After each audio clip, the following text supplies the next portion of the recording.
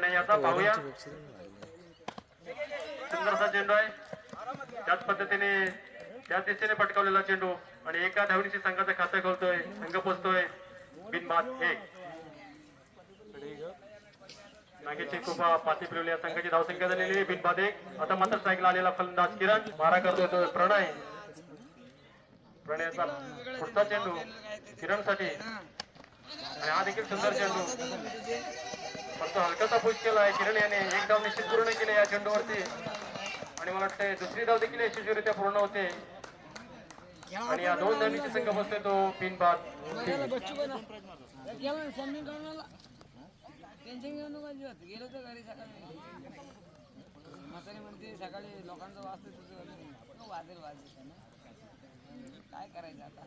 बघ तिकडे सेटिंगला कुठं पुन्हा एकदा किरण सज्ज समोर मारा करतोय तो प्रणय. प्रणयाचा पुढचा चेंडू किरणसाठी असणार आहे. त्या चेंडूवरती किती धाव मिळवण्याचा प्रयत्न करतोय, कसा फटका पाहायला मिळतोय त्याच्या बॅटकडून पाहा आणि सुंदरचा उचलून मारलेला फटका पाहूया. झेल होण्याची शक्यता आहे आणि झेल बाद होतोय. फलंदाज किरण आणि पहिला धक्का बसतोय पातेपीर संघाला. आता मात्र सूरज एक डाव फलंदाज पुढचा चेंडू प्रणयचा सूरजसाठी सुंदर असा पटकवलेला चेंडू आहे. पाहूया हा देखील चेंडू उंच असा होतो, परंतु झेल काही होण्याची शक्यता नाही आहे, परंतु धावा रोखण्याचा प्रयत्न करण्याचा आणि मला वाटतंय रनआउटची मागणी करताना आणि मला वाटतंय इथे फलंदाज सूरज बाद होतोय. दुसरी धाव घेण्याच्या प्रयत्नात फलंदाज बाद होतोय सूरज आणि हा दुसरा धक्का बसतोय.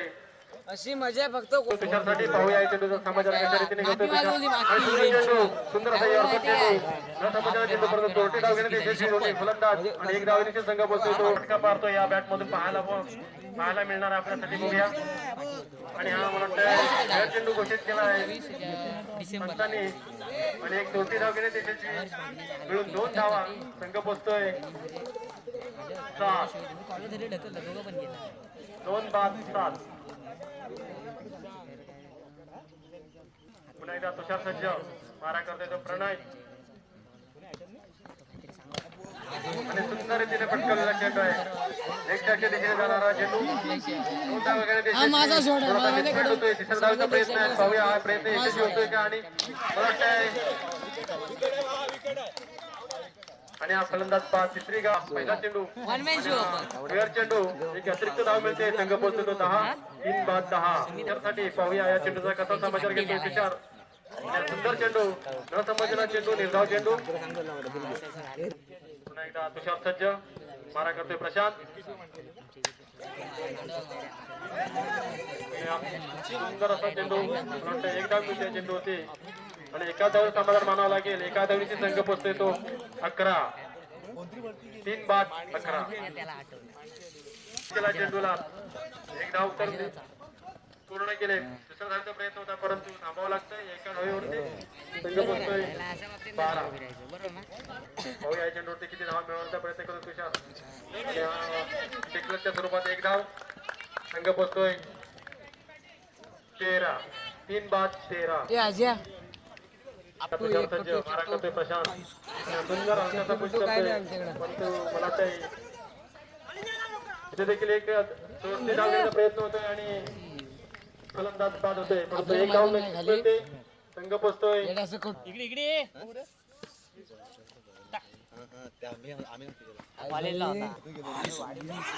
सुंदररित्या फटका लेग साईडच्या दिशेने जाणार चेंडू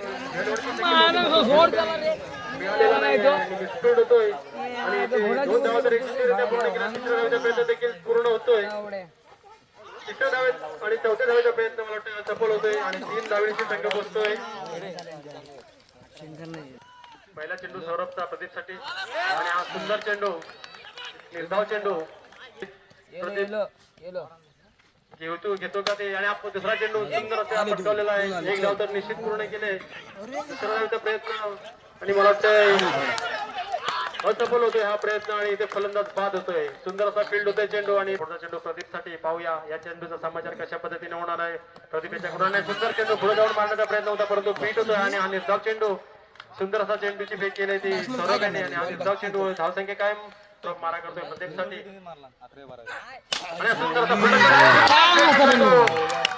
भारी कॅच पकडला. पाठी पिलवल्या संघाकडून या दुसरा धक्का बसतो. एक चांगला फलंदाज सुहाससाठी. पाहूया या चेंडूचा समाचार कशा रीतीने घेतोय सुहास. आणि इथे एक धाव मिळते. एका धावीची संघ पोचते. 2-2.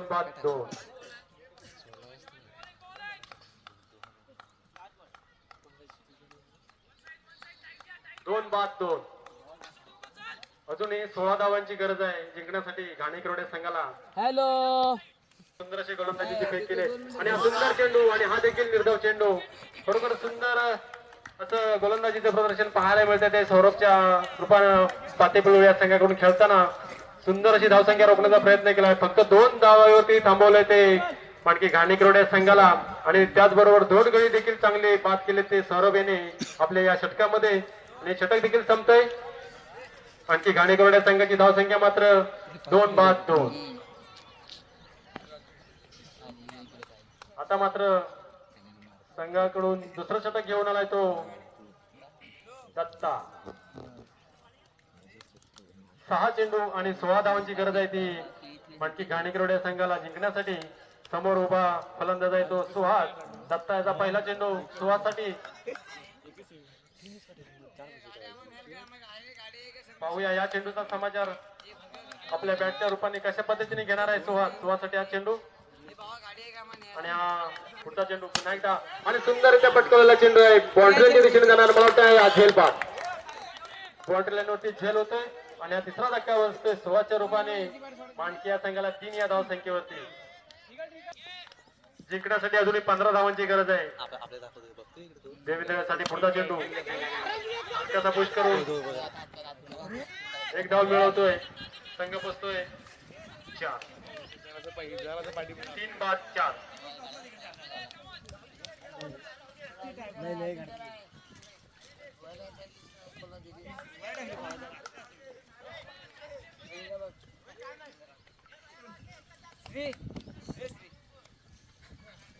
आता मात्र स्ट्राईक लालाय तो प्रणय.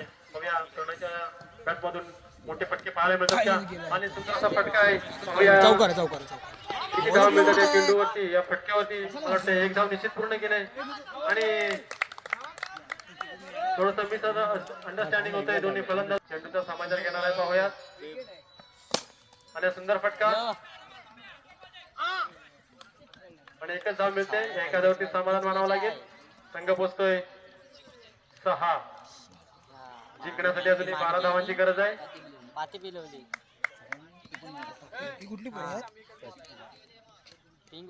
पुढचा चेंडू आणि हा सुंदर चेंडू न समजलेला आणि षटक संपते आणि इथे नागेश्वर कृपा पातेपिलवली हा संघ विजय होतो. या विजय संघाचं हार्दिक अभिनंदन. त्याचबरोबर पराजित झालेला संघ घाणेकरवाडी या संघाचं देखील हार्दिक अभिनंदन.